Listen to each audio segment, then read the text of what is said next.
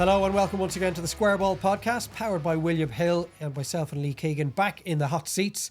And we're going to turn our attention back to hurling this week. We've got the great Limerick hurler Shane Dowling in the house. Shane, thanks a million for coming in. Dave, no problem at all. We had you a few weeks ago for the All-Ireland hurling final. We want to kind of spend more time talking about you. We're going to dive as deep as we possibly can into your career and maybe uncover a bit about your personal life that you don't want to tell us about as well. But when you see this fella, when I talk about Shane, and let's try and make him a little uncomfortable, I just think of like, you do not know what's going to happen next when he gets the ball in his hand, because literally anything could happen. Unpredictability. I would agree. Yeah, I think you agree with that yourself. Maybe you thought it was predictable when we watched it. It was unpredictable, which is a great thing to watch. I think obviously you were very young when you retired, but what you did in your career in the span you had was pretty damn successful. Most players wouldn't have the same success as what you had. Yeah, and I think it was probably only in the latter part of my career. I suppose maybe that's because that was the year in 2018 when we won the All-Ireland. But I think when we started in 2012, 2013, the expectation Limerick was, to even talk about winning All-Irelands, you were kind of, in the back of your mind, you were kind of saying, okay, we're not there, but that's what you always wanted to get to. We had a big breakthrough in 2013.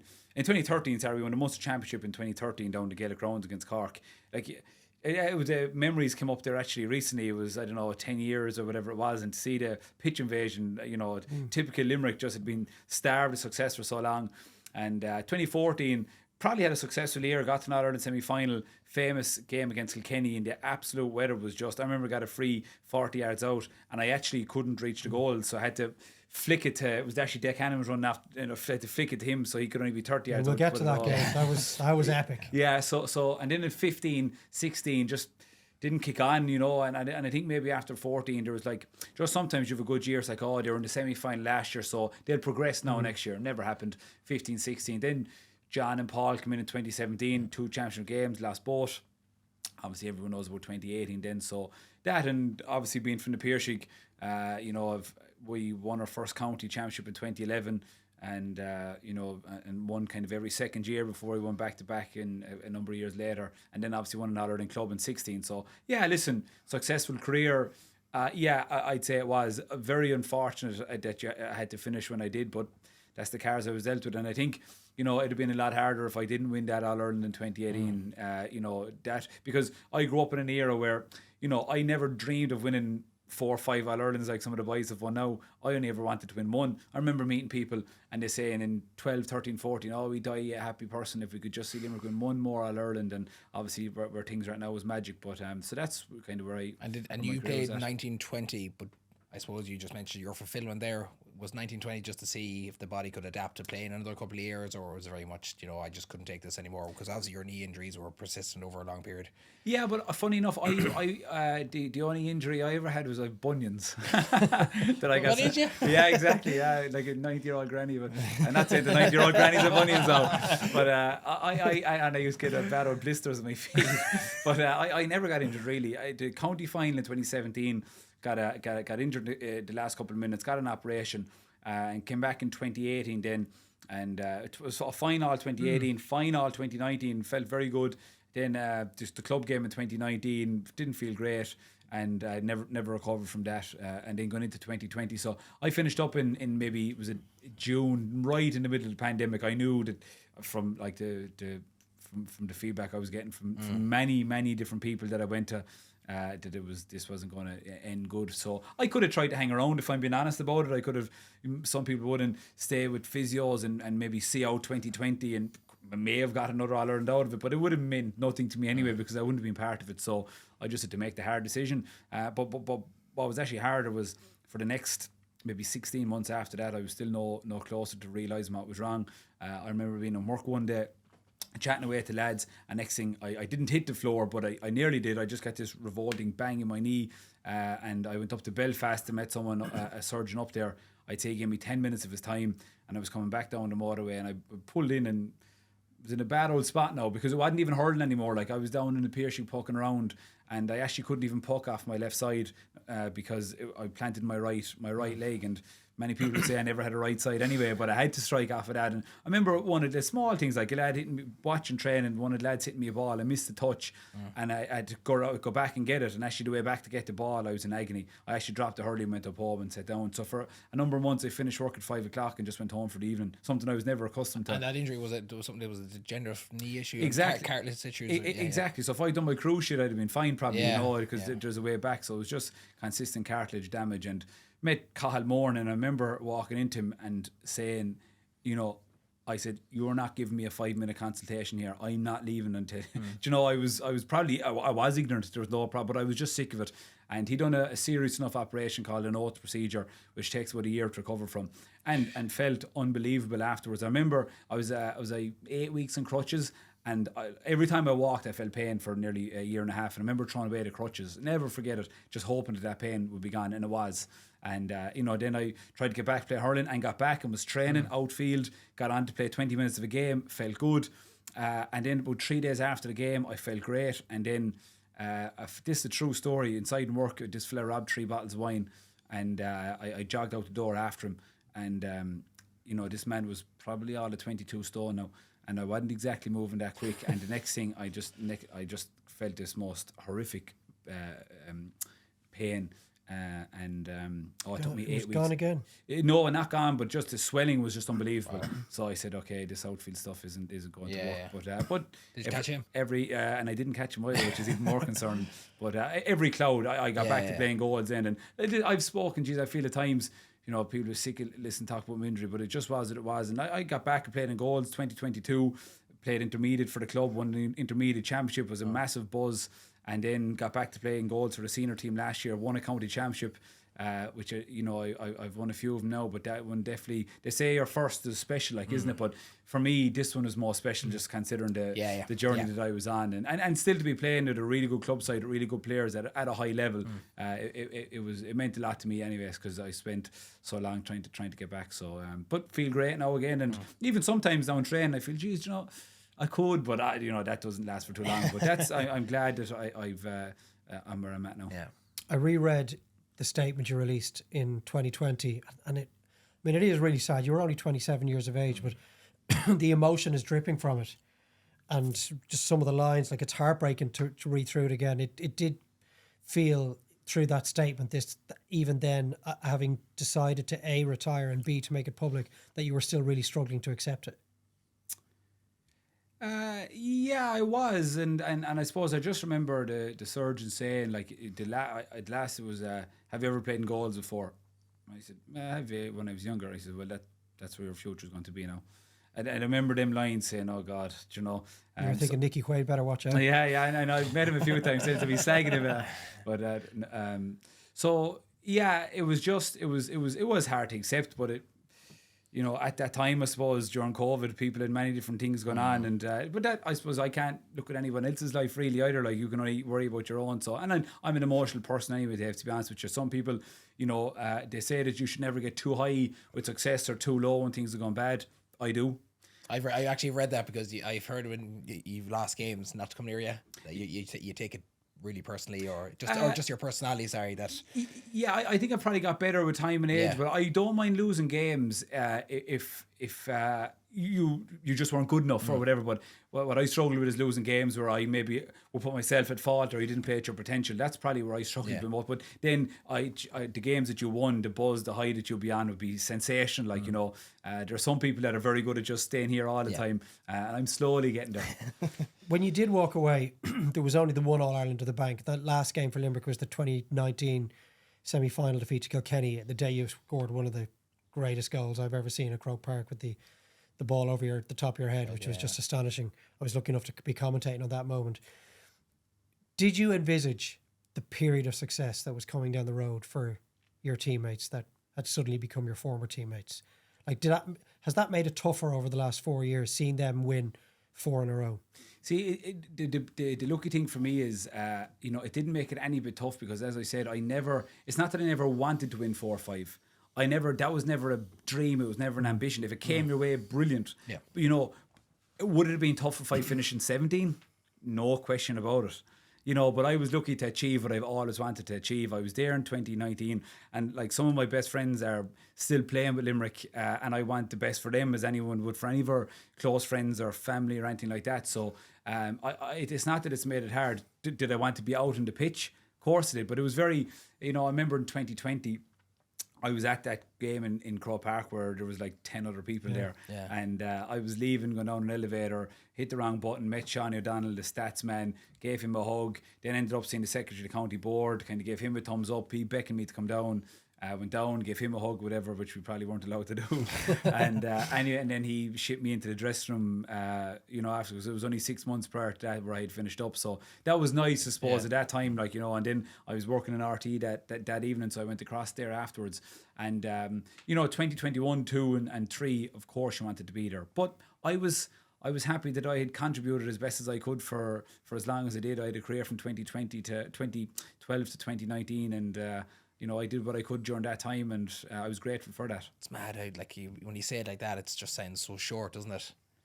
And yet you packed that into it, and I said, I suppose the bittersweet is getting that All-Ireland medal and walking away with it. That's what everyone wants, essentially, Joe. So yeah, and funny, I never wanted to win an All-Ireland medal for me. I think maybe, obviously, I know you weren't fortunate enough to get over the line, and I think you'd even concur if you did win it. It wouldn't really be for you. It's great for my family, and I have a little son at home now, and it'd be great to just to show him that, it doesn't mean, of course, it means a lot to me, but it means more for the people of Limerick and the people that put work into it at a young age in your club and your family and all that goes with it. So it's just great to have that at the end of it, especially after 45 years, just to do it that way as well, which is the big one. This is it, and 2018 was just such a magical moment for everybody in Limerick because of that. How long it had been since we had won one, and I can't speak, but I would imagine that probably nothing will surpass that 2018, because when you wait 45 years, it's never going to be the same if you win the following one or the 2 or 3 or whatever it is after that. So just from a whole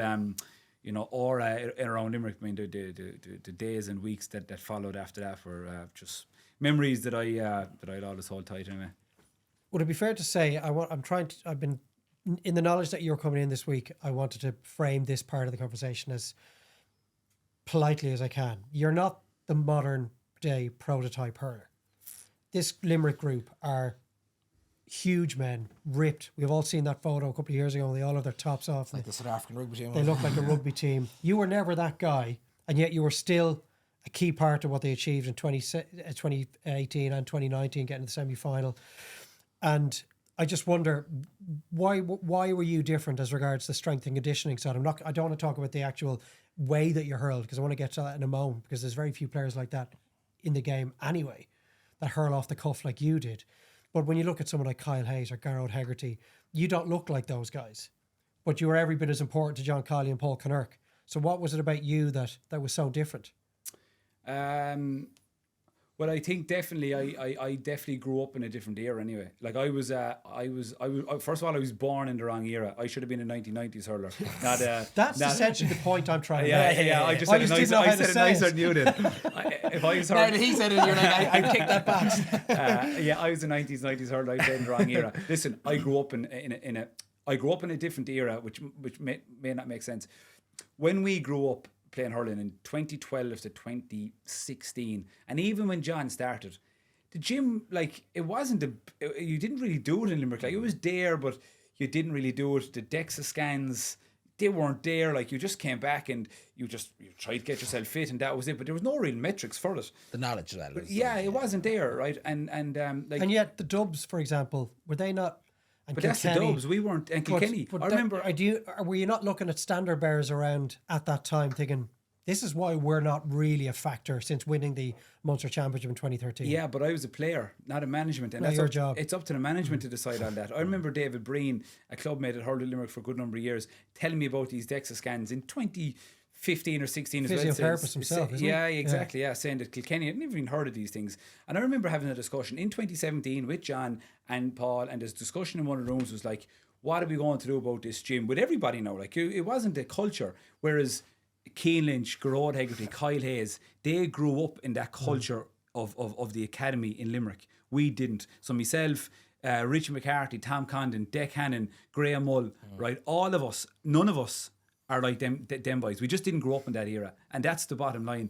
Could I have been fitter and stronger? And of course, you could have been, but it was everything that you were brought up with. If you were brought up where you had to do gym 3 days a week and you hurled 3 days a week or whatever the case may be, and you had the DEXA scans and you had all these metrics and numbers and everything that went with it, there's no doubting that you would have been different. There are some of them lads now that are really, really different physically now than they were even when I left, because of just how much science has come on and how much gym has come on and how much nutrition and DEX and all these things. And that's the answer to your question, Dave. And like, I suppose me personally then, like, I'm not your tall, slimline guy anyway, like, do you know what I mean? So I would have always needed more work than maybe a Kyle anyway. Like, Kyle was always tall and I won't say skinny, but he just he exactly athletic. I wasn't athletic. That's the bottom line. And so, and I think if I never got injured, like, I don't think I'd ever have started a game. That was my next question. On a half hour. I remember you coming in 2019, you didn't look like the rest of the team. Yet you came in with this explosion of skill and artistry and that magnificent goal that I've already referenced. And I'm just wondering, if the knee injury had never occurred, would you have done what was required to remain a factor for Connacht and Kylie? Well, I'd have went to the moon and back. Like, all I needed to do was told. And so they said, you're not going to be part of our plans unless you get your body fat percentage down to this and you can bench that and whatever the metrics are nowadays by which this Limerick team are measured. But then Shane could turn around and say, 19, I did what I did. So does that not? Yeah, but does that curtail all that kind of? No, I disagree with that, Lee. I think you have to. To a certain degree. I'm not saying you don't do it. But I don't. To be honest with you, I don't think no matter what I ever did to myself, I would never get to a level of Garrod or Tom or Keegan or any of them lads, because I never had that baseline from when whereas they did, if that makes sense. And especially with the amount that's required, especially from that area of the pitch nowadays as well. But I did it. I mean, I started games. It's not as if I couldn't do it, but it was just when you didn't have that base work underneath you, it was just more difficult, I suppose. So you don't think being fully fit, knee injury free, that you would have started another game? I'm not saying I wouldn't. I don't think you wouldn't just be told, you're only ever going to play 20 minutes and that's it. I think every game is different. Every opposition is different. Every pitch is different. Yeah. It's not as if you wouldn't have had. But, I think, if I didn't retire in 2020 and I had 3 more years of real hard work under your belt, should I probably be a totally different person in 2023 than I would be in 2019? And you referenced Declan. He didn't have the same baseline, but he got there. Do you know what I mean? Exactly. And look what he went on to be and has been like. But Deck will openly tell you like that, the gym culture, like him and Jim, like, don't go together. But he does it because he has to. And he knows. Yeah. But that's not something that we ever did growing up in our careers. So the other aspect of you being a throwback is the way that you play and the unpredictability and the off-the-cuff nature of the way you play. Was it always like that for you? Like, I remember these wristy hurlers in the 80s and 90s, the PJ O'Connells and the Jamesy O'Connors and some of the brilliant Cork forwards from the 90s. Like, you were one of those. You were just an absolute joy to watch every time you got the ball on your hand. Was that the way you always played, with just this sense of freedom? Yeah, I think when people are born, they're born with kind of, they're clever at books. They have a hurling brain or a books brain, and some would say I've none. I definitely don't have a books brain. I've somewhat of a hurling brain, and that definitely helped me, I suppose, in one sense.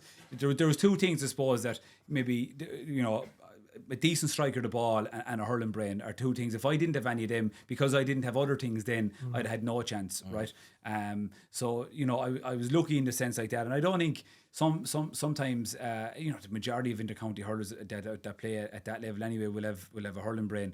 But it's just all about some people can see things that others can't, and I would have always tried to be that person that could see things that maybe others couldn't see, and I had to be anyway, because I couldn't get there maybe quick enough that other people could, so I just needed to be there before they were. So they were 2 things that I'm probably saying the game probably suited you a bit better as well, because with all the tactics now and dropping men back, it was probably more man-to-man to some extent up to most of your career, was it? Yeah, it definitely was. As I said, up until 2017, the game was still, like, if you want to call it old school. Yeah. So won't call them fancy puckouts, but huge work on puckouts. Of course, there was a bit of tactical work, but it was 10, 11, 12, 13, 14, 15. Well, the likes of Wexford and Waterford, was Davy not playing a sweeper all through that decade? But Davy was. That was it. And that was nearly it. You know, Okay. there was no one else really doing it. And then obviously, well, was it David or was it Paul Kinnerk? Because Paul was there when David did it, and then when Paul came into us, we didn't go with a sweeper, but the whole tactical nuance just absolutely changed. Sean O'Donnell, who's really highly spoken about as who's head of analysis, really, really clever guy as well. So it definitely suited me more, but you adapt. I mean, it's not as if, you know, there's no, and I don't think there's any, what kind of annoys me is when they say a team, you know, that this is the way you have to play the game of hurling. You should only play the game of hurling and you should only coach the game of hurling to the players that you have at your disposal. There can't be any one way. And I think that's what Paul does really well, is that he identified the players that were there and he said, okay, this is the way, this is the players we need, this is how we're going to play because we have the players to play this way. And then it just went from there. But Limerick do seem to be producing very similar players year in, year out. So the guys have come in off the bench and had such an impact this year. Like they have, you know, they got all the way to an All-Ireland semi-final despite the fact that they're missing Peter Casey and they had injury issues. Sean Finn only came back very late. Every time it felt like there was a major part of the jigsaw removed. Another guy comes in who looks like the rest of them, who has the skill set that the rest of them have. They're not automatons, obviously. There's genius in some of these players. But Limerick do seem to be producing a very archetypal, similar type of hurler at the moment.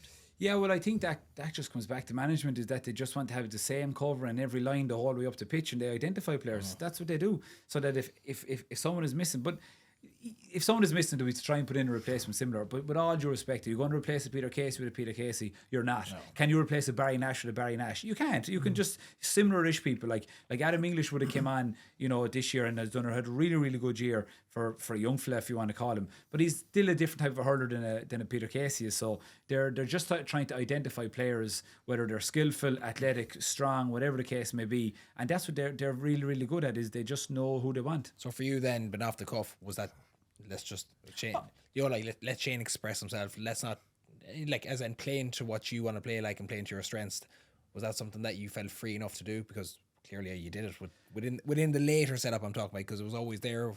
Yeah, during the early years. But I think everyone play, like, just take Aaron Glenn for example, right? Like his role is that he's the deepest man in the Limerick line, right? He stays closest to goal. That's where he's told to be. After that, he plays a game of hurling that's in front of him. Like, there's only so much of it is scripted. If you don't have the bit of genius, I mean, I think I saw it today, like Groat Hegarty's goal in the 2022 final against Kilkenny, where he went, you know, top corner across Owen Murphy. Yeah. You can't coach any, like that. The flick up and then the goal. So there's a lot of it is structured, but then there's a huge amount of it unstructured. And like, even for me, with Paul and John and anyone that was there, you knew the structured piece, but then after that, it was your ability has to come through then after that. And did you embrace that kind of change with Paul Kinnerk and John Kyler, or did you feel straitjacketed at all in those first couple of seasons? I loved it. I absolutely, listen, hurling has always been my life. Like, you know, I had so many good days, but it's probably caused me a huge amount of stress or whatever. I even said about my young lad at home, I get him to play golf or something, because I don't want him plenty of stress. Yeah, maybe I don't want him to go up with the same. Shane be the caddy. So no, I loved it. I loved listening to Paul, genius. I loved listening to John, and we all embraced it. Like, you know, you couldn't not but embrace it. It was brilliant stuff. The trainings were unbelievable. The video sessions were unbelievable. You'd never experienced before. And it was something that I suppose that maybe you wanted for the previous couple of years but didn't have, you know. And then the fact that, you know, Paul just, you know, his record speaks for himself. So when he came in, he had the you know, he had the experience behind him and he had the success behind him. So you knew whatever he was talking about, there was factual information behind it. Yeah. I remember hearing your name being mentioned, going all back to that last year when Justin McCarthy fell out with the Limerick Hurlers, and, you know, it was essentially 12 months that was just ripped out of the history books from a Limerick point of view. I heard your name being mentioned because people were talking, they were looking for other things to talk about, and Ard Skull Reach kept coming up, these back-to-back Harty Cup medals, this lad Shane Dowling, you need to keep an eye out for him. And so there should have been pressure on you coming straight out of the minor and under 21 ranks when John Allen gives you that call, and yet, like, you just explode onto the scene like without a care in the world in 2012. You get the 3-9, was it against Antrim? You're trying these one-handed flicks and like ball through your legs. It's just magical to watch. And you're thinking, does this guy not realise the stage that he's playing on? Like, is he numb to all of this? You just took to it straight away. It'll tell you how far the game has come. Like, I started senior in 2012 and I was minor in 2011. Like, you know, but that wasn't me now. That's just the way it was at, course. right? Like nowadays, okay, I know it's gone to 17, but even if it was still at 18, you wouldn't have a minor playing senior for about 4 or 5 years afterwards. It will just tell you how far physically the game has come. And that probably goes back to my point about what I was just saying about the culture and how the culture has changed over the last decade compared to what it was like. But I think, you know, when John Allen, brilliant man, just an absolute gentleman, like, you know, he's just a great Gael, but coming in, there was a few of us there though. I mean, Kevin Downs was there, Declan Hannon was in there the previous year, Graham Mulcahy be a year too older, so there was maybe 6 or 7 of us that all came on at the same time. And I suppose maybe the reason there was no pressure is because the last couple of years Limerick hadn't been really successful, like, you know, no so expectation. there was no real expectation. And I think you'll probably agree as well, Lee, my career flip-flop. So early on I didn't care, then I cared so much that I didn't play well, and then towards the latter stages, because of experiences where I just fell over every ball because I had so much pressure on myself, I actually started to enjoy it again. And it's the one piece of advice I'd ever give people is that, you know, early on, like, you know, Shane O'Brien and English, young people, right? I know there's pressure because they're coming into a successful team, but really there's no great pressure because the pressure's on Garrod and Keane and all them boys, right? So they'll go through a phase now where there's no pressure. Then in a couple of years' time, they'll be the mainstays where, like, they're going to have to perform for Limerick to be successful. And then I think when it becomes tricky. And then you go to the other stage of your career then where you're maybe 28, 29, 30, and you're saying, you know what, I'm not so sure how much I've left every here. moment. Because interesting, like, I think, like you touched, like, coming in 12 for you probably didn't have what the youth of Limerick have now coming into their idols nearly, where that a lot of those teams had nothing to show for what they did. So No for inspiration. you, no one's, do you know what I'm saying? Because same out, like, when we came in, like, who were the big players? They hadn't really anything in their career to show for the work they did. So by coming in, you had nothing to really. Of course, you can play off the. No, I'm not saying there weren't, but my point is because there's a low ebb there, you can actually perform a bit better and not feel the pressure. Where if now you're coming in as a Limerick youth now, the level is so high. That's what they have to try and meet nearly straight away. Yeah, and I remember coming into the dressing room and Donal O'Grady, Brian Geary, Niall Moore, and all these fellas like that I looked up to for years, like, and I couldn't believe I was in the same dressing room with them. And obviously they hadn't won a whole pile, but that was relevant to me. They were the people I looked up to. That was daunting. Jesus, for them young lads coming into the dressing room there now, like if that was daunting for me back then, right, and with some, you know, people that I really looked up to and still look up to. But then you're coming into a team that has won a few All-Irelands. That when you were, like, if you take some of them lads that I mentioned there, like, they were maybe 15, 16, like, you know, kids when we started winning the first one and in the last couple of years. So to come into that environment now, it can't be easy. But again, that's where the management team are so good in just incorporating everybody together. Is it possible to bottle, I mean, that fearlessness of youth? It's what you've described there, you know, the sense of abandonment that you're hurling with at the start, the pressure tells in the middle portion of your career, and then when you realise you're in the twilight of your career, start to savour every moment and enjoying every moment of it. That is a performance coach's dream, isn't it? Being able to bottle what you're feeling emotionally at the beginning, at the end, and somehow inject it into the player in the middle part of his career. Yeah, and I don't know, it is their dream, you're dead right, but I just think it's like nobody is going to go through their whole career, and like a career now is not going to be as long as it once was, right? Definitely not. But just say if you have a 10-year career, like the reality is you might have 4 good years. Would that be fair? And you might have 6 years that aren't maybe as successful as you want. And then within all that, you're going to go through some huge challenges. You're going to go through injuries. You're going to go through lack of form. And that brings its own difficulties as well. So it's not, you can't just, no 2 years are the same. No 2 years are the same. And like you look at the majority of counties now. I mean, to even take Cork, right? I mean, look how long some of their players were playing before they had any success. So it's very difficult for a player to try and bottle the early part of the career and continue to hold it. You're still young and 14, and you win your first All-Star. What's the pressure on you then for 15? Do you feel, or is there pressure? Do you feel that youth is still there because you just explode your first couple of years, win an All-Star on the back of a sensation there? What's the expectation for you going into 15? Do you feel there's more of a burden or a pressure on yourselves now? Because again, you're talking about playing with that freedom as a youth, and you're still young when you're All-Star in 14. But what's then is that ramped up now for you going into 15 with expectation higher on yourself? See, we fell into a trap in 14, the winter of 14. We thought we were great fellas. We genuinely thought we were great fellas. We thought there was statues going to be built that, you know, we'd push Kilkenny close, and the word I'd use is that it was just an automatic expectation that you were going to land back in the semi-final and maybe then get over the line into the final. And that was the rock that we perished on. Me personally as well, right? I just thought, geez, All-Star last year, everyone's saying we're great. You know, we're very close here now. We just have to, and then it was just a disaster.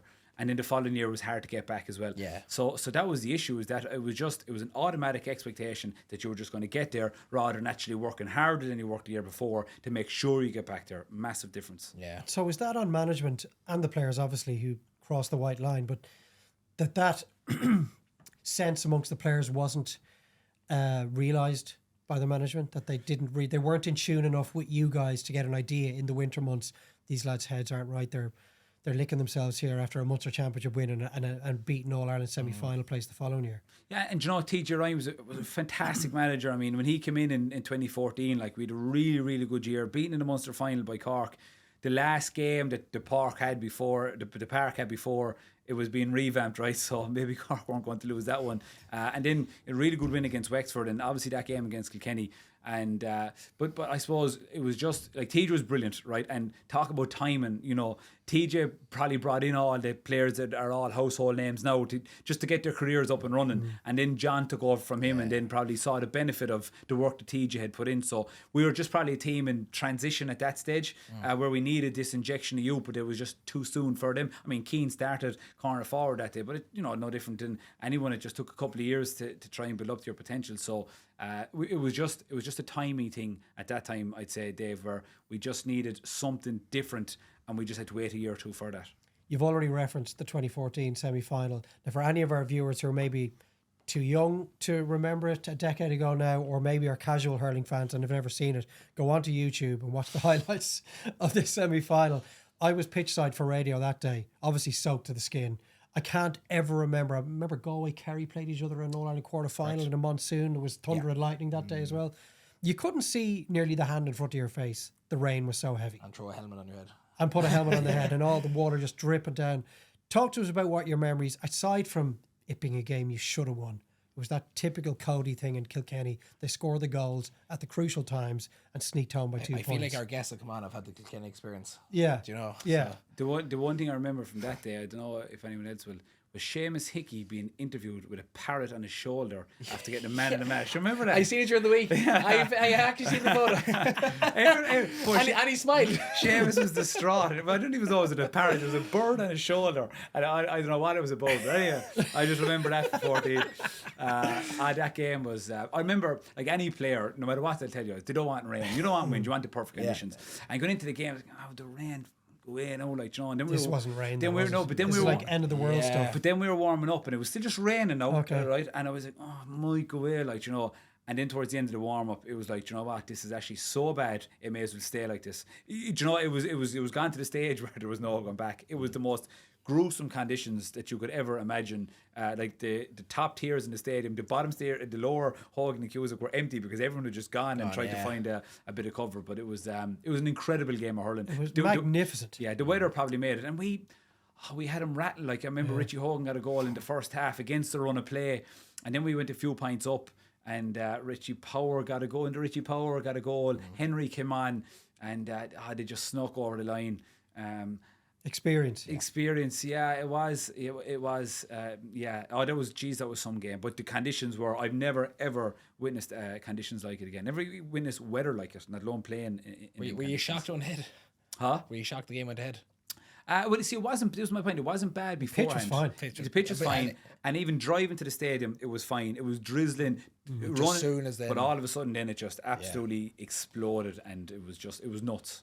I was like, say, visually, was it hard to see the ball, or? Oh, you couldn't. I like hitting freeze 40 yards out, as I said earlier. You actually couldn't physically hit the ball over the bar. Yeah. You just couldn't do it. So you had to try and find an alternative, and puck outs, everything slipping. It was a day where, like, it was made for the person that loved excuses because if you slipped or if you didn't touch a ball or catch a ball, the weather.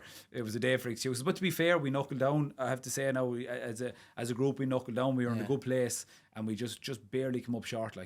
And as you've already said, that should have been another building block in the foundations of success for future years, and then it just gets away from you. And 15 is a real disappointment, 16 a major disappointment, 17 another disappointment. And I was looking at the starting 15 and the subs that came in that qualifier defeat against Kilkenny in 2017. 2020, at hindsight, that is one of the greatest hurling teams that's ever been put on to a field by a Limerick manager. Obviously, it wasn't then because you hadn't won anything. But all of the household names played that day. It's an astonishing array of talent, and it's John Kiley's first year. So was 2017 different to the previous 2 years? Like, could you tell that, look at all these guys with us, we're going places now? Listen, you knew that you had a great manager. You knew you had a great setup. That's what you did know, right? And you know, as I said, TJ Ryan was brilliant as well. And if TJ Ryan was there in 17 and 18 and 19 as well with the lads, he'd have been absolutely welcomed with open arms. But it just goes to show, even in John and Paul's first year, like, you played 2 games, you lost 2 games. So it's not as if they just came in and reinvented the whole wheel and things you just won straight away. It took them to learn about the group. It took the group to learn about them. I suppose it took the lads to see what capabilities are there, what physical capabilities are there. And then we didn't, when we finished with them in 2017, when I say we now, I mean the Piershig, we didn't go back again until April. And because we got to the All-Ireland Club final. Right, yeah. Then we drew the All-Ireland Club final. And then it was, so that was another week. Then we had to take a week or 2 off. Obviously, we were on the road for quite a while. So we only came back in really, really late. And which is probably, I suppose, a detriment to a few of us because, you know, we came back in and we none of us played really, you know. So that was all the talk at the time, wasn't it? Why are the Piershig lads not starting? Yeah, that was it. Just duration year. Well, no, I'd say the lads went to war with a group for the league. And at a really good league. I mean, beat Galway in Galway, which was a huge stepping stone. And I won't say we weren't missed, but this person has the jersey, you know, and you need to take it off him. I mean, we played Tipperary, didn't see game time. We played Cork in the drawn game. Aaron Gillan got sent off, and it was like, okay, the free taker's gone off now. They're going to need a free taker on the pitch. And I was kind of, you know, and next thing, nothing. And then started the following week against Waterford and did well. Lost to Clare the following week, was dropped in for the Carlow game, saw no game time. So it was a real topsy-turvy year. I suppose that's for me personally, but for the Piershig crew as well, we had a really good club campaign. But because of that, then Limerick were off doing their own thing. They had built a group there, the lads were playing there, they were proving themselves. Were you happy to take the time away though, after that campaign though? We didn't take much time. No, but I mean, were you happy to take the couple of weeks, or were you thinking in the back of your mind, we need to get back in here? No, because at the time you're in the bubble, you're thinking, well, we've had a great club campaign, it's not our fault we weren't there. So we've proved ourselves in our club campaign, so when we get back, and we should be playing. Would that not have been a discussion then, saying, well, we want to be playing, we've shown, like, no, because I know you're saying there's a trust in the group, but I find, like, if your best hurlers have just come off a fair enough growing campaign, but they're their best hurlers in Limerick. No, because you see, at the time we were very young, right? You know, so it's not as if you were an experienced player that you could go up and say, "Here, boss, what's the story there?" Like, you know, you just wouldn't do it. You'd keep your head down, and all of us, like, when you look at the Piershig players that came back, we were just in our, you know, early to mid 20s, like, you know, and you just took your medicine. That was it. Don't get me wrong. Of course, you'd have an old conversation on the side of the pitch with the lads or whatever, like, you know, but it was not. It was just, you know, you just had to bide your time. Yeah, we've seen. Like, standard example was this year, Mickey Hart bringing the Glen lads back playing a league game in February, like, what, days after winning the All-Ireland Club final at Croke Park? 6 days. And like, it's hard to argue that was a major factor in what has unravelled from a Derry point of view over the course of the championship, but people couldn't believe that they were coming back so quickly. Was there any temptation for you to, like, be at training the following night? Like, we're not. Jeez, I thought that was fair stupid. I won't lie now. And you couldn't say anything then afterwards because they won. They won, right? But they played as well. Yeah. And they played, but I thought that was so stupid. Like, and even if they rang up Mickey and says, "Here, Mickey, I want to come down and play." If I was Mickey, I'd say, "Here, bud, go on away there now to Spain for yourself and give me a shout in 10 days' time." Because, you know, I said it in the previous episode we did in the hurling final, like, you know, if you look at the last number of hurlers of the year, and even Shane O'Donnell's form as well, none of them played pre-season. My point is, you can't beat freshness, right? So, and I think that's where, and I know that's where the Limerick management are very good. Is they're so good at giving lads downtime, right? So some managements fall into the trap of, oh, we have to do more, we have to train hard, we have to get the lads back. You can be metrics will show you how physically fit you are, but no metrics will show how mentally fit or unfit you are. And take David Clifford. Take David Clifford. Like, that man has to be so burnt out, not even from what he's doing on the pitch, but from everything he's put up with off the pitch as well. You just and people think you're machines. People think you're machines. And I think the best managements out there would be the person that will tell you, go in and enjoy yourself for a few days, rather than saying, I need you back in training. Well, Dave, I actually got caught, like, when we played, 16, we lost the final and we went on a club run at Westport. We intermediate All Ireland and we won. We beat Cullen-Kills. I was back in the squad 6 days there. Was that your choice? No. I was still in the beer on the Wednesday when I got a call to come back in. And I said, was there a need to for this early in the year? And they said, no, we need some experience. So that's Stephen Rochford, right? Stephen Rochford, yeah. So at that point, 2017. So that is your 6th year in the seniors. I know you were on the panel the year before, so maybe 7th year in and around the panel. Are you not well enough established? Had you won a Footballer of the Year award at that point? 16. Okay, so you're the reigning Footballer of the Year. Yes. How can you not turn around to Stephen Rochford in the spring of 2017 and say, I'm sorry, Stephen, I need these 2 weeks. If you want me to help you win an All-Ireland in August or September, as it probably was still back then. He'll argue we got there. We didn't win it, but we got there. Well, maybe you might have got there, and maybe you would have won it if Lee Keegan had been able to refresh after at the All-Ireland with Westport. Probably similar to Shane. He said, like, Joe, when you're... Yeah, but Shane wasn't the linchpin of that No. What I'm trying to say is, like, when you see the opportunity to go in, you feel like you probably would let... Now, this is what I mean in hindsight, like, Joe, you feel like you're letting that team down by not coming in. I know it's a game in February and you can argue all you want, but for me, I just want to go back playing football to the quickest end that I could, like, you know. But you said it wasn't your choice, though. Well, he just said, like, we really need you, and when someone says that, you're not going to turn around and say, well, you know, fuck off. Do you know what I mean? Like, that's just reality, like, Joe. See, Dave, you're in a bubble, right? Like, you know, I remember in 2016, we were off doing training sessions at 6 o'clock in the morning. No one enjoyed it. There was no need for it. Like, we had this thing called MetriFit. Oh, Jesus, we had more war in these team meetings over this MetriFit, right? So you got a text message every morning at 8 o'clock, right, to say how much sleep you got, what colour socks you were wearing, right? And I remember this thing. And then what was happening was there was lads who were forgetting to... No socks. There was, yeah, or if you're Jackie Theory, you'd have no socks. But you know, and then it was coming in at 8 o'clock of a Sunday morning. It might be the only morning of the week you get to sleep in. And this thing will go off at 8 o'clock. And then you forget to fill it in. And then we had this one thing at training. Whoever forgets to fill it in gets caught for red arse at training, right? So then you'd go into training of a Tuesday night, bend over and lads are welting tennis balls off your hole, right? And it was like, and it wasn't becoming enjoyable, right? So I think that's taken. I genuinely think it's taken full circle. Yeah. I think for a number of years, the enjoyable part, once it was taken out, but it was very all by the book now. Whereas I think management teams now are becoming a bit braver. And they're actually allowing fellas live their lives a bit more. Well, they have to, because you don't maximise what you have with them. You end up just resenting the fact that you're there. Yeah. And I've seen that over the years with some of the best young talents that even we had. It just became like a job to them rather than a love for the game. And I see that across all codes, where I think sometimes we're losing the best of our young talent because they see, do you know what, this is not for me. There's just too much in it, too much time given up. I haven't got the life I kind of want to have. And I think you said, like, if you have someone that's willing to be a bit brave and say, do you know what, go off on your holiday, take your downtime, enjoy something else for now. You come back in with a freshness, a trust, and you know what, I really want to play for that guy then. Yeah. In 2018, we had a meeting early on, and geez, the meeting went total left of centre now with management and players, right? There was a lot of stuff said in it, right? But we were like going home truths, like yeah, and it went like there was it was mad. But we all went out on the piss afterwards. So there was a mad meeting. We had a bit of grub in the hotel that we had. We jumped in a bus and went away to this pub in the middle of nowhere and had the best crack ever. And actually, the name of the pub was the Hamlet. And if people would say, what was a success to Limerick winning All Ireland in 2018, they'd say the Hamlet. Do you know? It wasn't the Matrix with the socks. Yeah. So anyway, it was. But my point is that sometimes people do these team bonding things of going off here. It's another 2 days away of doing a load of raw mesh. We're actually sometimes going out for a few pints with everyone, having a bit of crack, a few stories, and a bit of slagging a train in the following night. Guys you wouldn't... Absolutely. You know, like, there's younger guys sometimes where you find, you know, I don't know enough about them. Have a couple of beers with them, have a good chat with them, and all of a sudden, geez, I actually have more in common with them, or I didn't know that about you, but I do now. And but then you'll have a chat with him on Tuesday night where you wouldn't have had a chat with him in the previous one. Yeah. Because there has been the sense over the last 6 years, this is a group of Limerick hurlers that are enjoying this ride.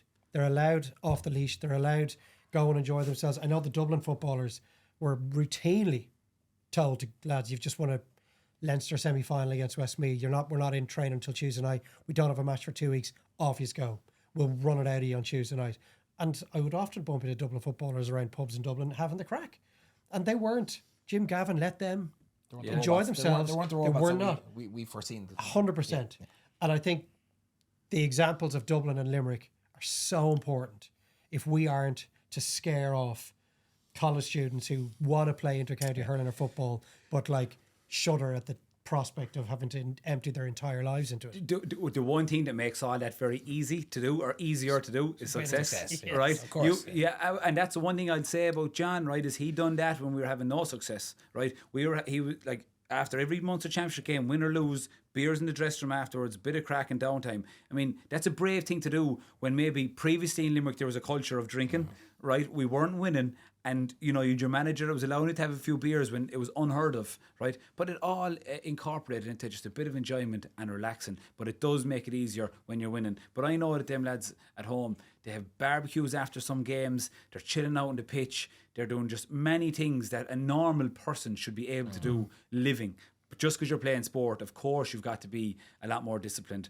But I think the braver managers that allow their players just have a bit, to live their lives a bit more, do get the reward. I think there's such a response to the players as a result of it. I really, irrespective of success or what their goals are, I think as a collective they're much happier and just themselves to get on better as a group. I've seen that for years. 2018. So, talk to us about the final that day. Obviously, your goal was a crucial moment in the second half against Galway, but you're watching on for parts of it. You're desperate to get in. Are you trying to catch John Kiley's eye? And at what point am I coming on? Has he told you beforehand that you're going to get a run at some stage? Yeah, it was after the semi-final, I suppose. did well in the semi-final. I came on, and I suppose the talk at the time was, will you start, won't you start? And you hear it, your family say it, your friends say it, you see it. So I was kind of saying, will I or won't I? Again in the bubble and all that goes with it. So I remember John ringing. I think it was later on the week anyway. And his phone name appeared in the phone. Jesus, could be him telling me but he said anyway, we had a good old chat, and he said, listen, someone could get injured in the warm up now, or someone could get injured after 10 minutes, so don't just be thinking that there's going to be a set time or whatever. So that was about as much as he said. I suppose he was just touching on with the players ahead of it, but you're itching to come on, absolutely. And but funny, I think that day got 2 touches in the final. Obviously one of them was a goal, which was great, but then the previous day every ball that came my way, so it just depends. But yeah, that moment, I suppose, scoring a goal into the Hill 16 All-Ireland final, that's what you dream about, isn't it? So to live that moment was great. And it was Did you catch that as you would have liked, or was it a scuffed finish? Well, it was a scuffed finish because which one of the Galway players threw the hurley at me and actually hooked my hurley. So it for all the world, it looks as if I didn't connect with it right, but I was actually hooked by a flying hurley, and he didn't get booked for it either. I don't think the referee spotted it. So I didn't catch all it. The sweeter when it went in. Yeah. Peter Case will tell me anyway that he'd done all the donkey work, block your man, won the ball, and I had the easy job to do to finish it. But Asher, it was just the buzz of it all, running back out, stupid celebration. You lose the run yourself, the adrenaline is just something that you can't describe it to someone like you. And you're still young, you're still only 26 at this point. I've mentioned this a couple of times during this podcast. The way that Joe Brawley spoke about the 1993 win, and it minutes later, having brought Sam down the steps of the Hogan stand and back into the dressing room, he's sitting on the bench in the Derry dressing room, and he's looking around and he's just thinking, is this it? I dreamt about this my entire life, and already there's an anticlimactical feel to it. What was it like for you? Well, it certainly wasn't that anyway.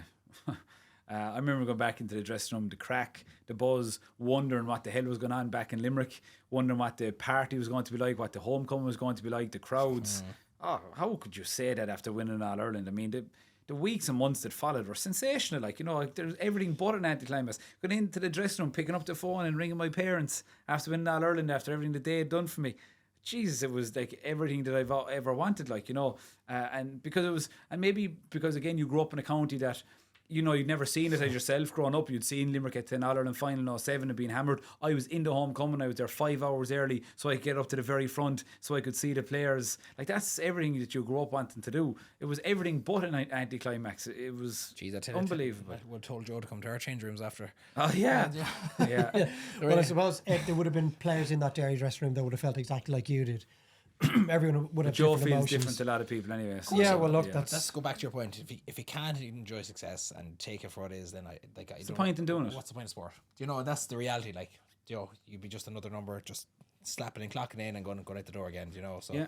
And do you think the 45-year wait and the manner in which you described the enjoyment of that win and the days and weeks and months that followed, did that really put the mockers on you in terms of doing the 2 in a row? That it was very difficult for a county that has had to wait that long to back it up the following year. Yeah, I don't know why it was. I just go back to Caroline Curd and the job that she did when she was with us, as sports psychologist in 2018. Obviously, she left then, and Tony Og came in 19. Tough act to follow. I think it was our first time as a group winning a Munster and having that 4-week break, whereas the previous year we finished third and we had game on game. And I think we got a week off. We won on the Sunday. We didn't go back until the following Tuesday.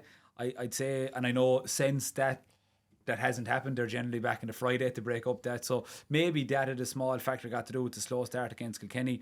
But I mean, we were in that game. We had a very bad start, but we still had it back close enough if we could have went on to win the game. Obviously, you decide, and at the end, you could have got a 65, and God knows what direction it could have went down in. But Kilkenny were the better team today anyway. But I don't think that previous year's success had anything got to do with 19, because if you look at the same group, the same management team year, every single year is different. So I actually think we coped very well with parking it and starting a new year fresh then. What's afterlife been like for you since you finish up Limerick? Yeah, sure. I couldn't have my injury couldn't have happened at a better time than COVID, and I say that with the best respect because some people had it very hard during COVID. But when I stopped, everyone stopped. Right? It's not as if it's not as if I finished in June and I had to go to an All-Ireland final with 82,000 people in July. Right? Everything just absolutely stopped. So before I knew it, life was only getting back to normal, and I was like a year down the road of not playing anymore. But I still had a lot of stuff going on myself in the sense of I worked in retail. I was involved in a few centre shops in town, so they stayed open, so I was busy all the time. I was trying to get my knee right. So between them two things alone, and everyone just, I suppose everyone didn't, we all slowed down with no choice, which was great in a way too, because we we just appreciated things a bit more rather than living the rat race probably that we all live, isn't it? So it was good in that sense, right? And then when things kind of got back to normal, 2021, there was still only 40,000 people at the All-Ireland final. And then by the time 2022 came round, you were a few years gone. And listen, obviously doing the media work now as well, I find that tricky because it's a great way of staying involved. You get you get to meet great people. I have found myself in circles that I'd never get to hang around in. Like, do I enjoy it?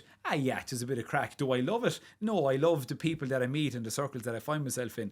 Is it tricky because some of your best friends are still playing on a successful team that you've to honestly commentate on? Of course it is. And then I suppose obviously I would come in for criticism about being biased and whatever else, but the reality of it is since I started doing it up until a couple of weeks ago, Limerick won every Munster Championship, every All-Ireland. So how can you say bad things about it? Like, it just happens to be what it is. So, and it's great to keep you involved as well. That's the one thing I will say, is it's great to keep involved, but it is tricky just considering that people that you're very friendly with are, and you'd find the same. You're still very friendly with some of the Mayo lads. Probably gone out the other side now than I'm currently at. But just trying to balance it, and then you have the cesspit of online media or social media that will just dig the heels in. If you, doesn't matter what you say, it's wrong.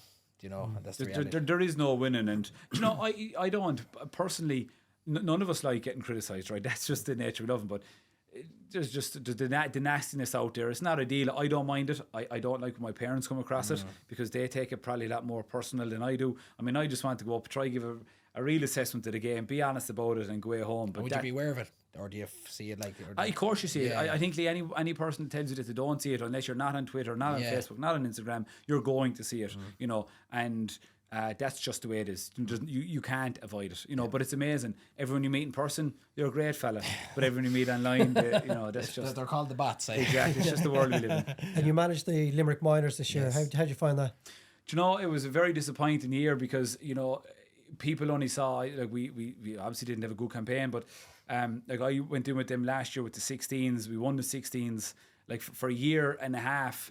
We basically won every game. We had a great thing going, and then when it was to be judged on, we just didn't perform well, which was very disappointing. Great experience, but a pity because what we had done in the previous 14 months, I would have thought had us lined up to have a good Munster campaign, and it just didn't work out that way. And it's really and sorry, I'm probably understating it. It genuinely affected me a lot, if I'm being honest. Not even a playing personally would have taken that very hard.